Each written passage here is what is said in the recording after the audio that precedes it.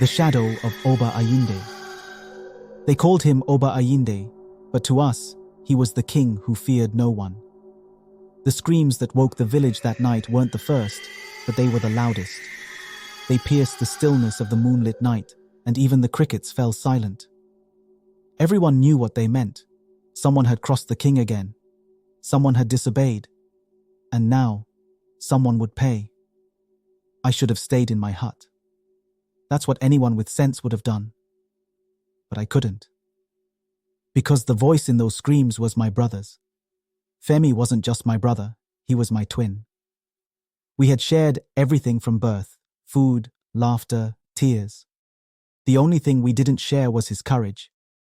Femi had always been bold, maybe too bold. He believed no one should have the right to take another's life just because they wore a crown. He said it openly, even in the market, where the king's spies listened like hawks. I begged him to stop, but Femi would only laugh and say, "What's a king without his people? He needs us more than we need him." That was why they took him. When the screaming stopped, I knew there was no time. If I hesitated, I would lose him forever. Or worse, he would become one of the king's twisted trophies. I wrapped a cloth around my shoulders, crept out of the hut, and made my way to the palace. The king's compound was enormous, its high walls covered in carvings of ancestors and beasts. The gate was shut, guarded by two men holding spears. I didn't know how I would get inside, but then, as if the gods heard my heart, the guards turned and walked toward the courtyard. I slipped through the shadows and entered the compound. The air was thick with the smell of smoke, sweat, and something else. Something rotten.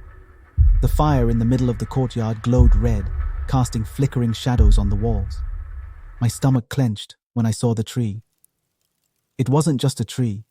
It was the tree of silence, an ancient iroko with ropes hanging from its branches like lifeless snakes. Every child in the village grew up hearing stories about that tree, how it drank the cries of those who died beneath it, how their spirits never found peace. And there, tied to its base, was my brother. His head hung low, his body limp, but I knew he was alive. I ran to him, my heart pounding. "Femi," I whispered, "it's me." His head lifted slowly, and for a moment, relief flooded me. Then I saw his eyes. They were empty, not like he was unconscious, but like something had taken the fire out of them. "That's close enough," a voice said, smooth and sharp like a blade. I froze. From the shadows of the tree, Oba Ayinde stepped forward, his agbada sweeping the ground like the wings of a vulture. He was tall and lean, with skin as dark as the night sky. Around his neck, he wore a chain of small skulls. Each one, they said, belonged to someone who had dared to challenge him. "You're brave," he said, smiling. "Foolish, but brave." "Let him go," I said, though my voice trembled. "Please, he's done nothing wrong." The king laughed, low and cold. "Nothing wrong?" He questioned me. He mocked the throne. "That's worse than wrong. It's unforgivable." I stepped forward, even though every instinct told me to run. "You can punish me. Just let him go." His smile faded. "You don't understand, do you? This isn't punishment. This is balance. A king's power must be feared, or it will disappear. If I let him go, what will stop the next fool from standing where you are now?" He turned to Femi and raised his staff. The carvings on it seemed to shift in the firelight, and the air grew colder. When the iroko feeds, it leaves nothing behind, not body, not spirit, only silence. "No!" I screamed, rushing forward. But before I could reach him, the ground beneath the tree seemed to ripple. Roots shot out of the earth, coiling around Femi like snakes. His body jerked once, and then he was gone. No scream, no sound, just gone. The king looked at me, his eyes sharp as a predator's. "Remember this. Some stories don't have heroes, only warnings."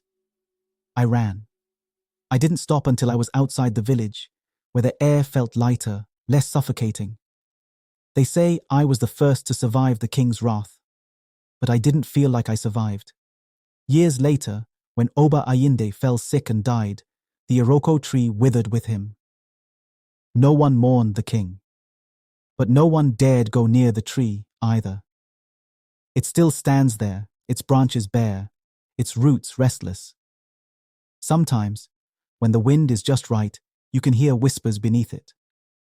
Some say they are the voices of the souls it swallowed, warning those who come too close. Others say it's the king himself, still hungry for power, still hungry for fear. Me?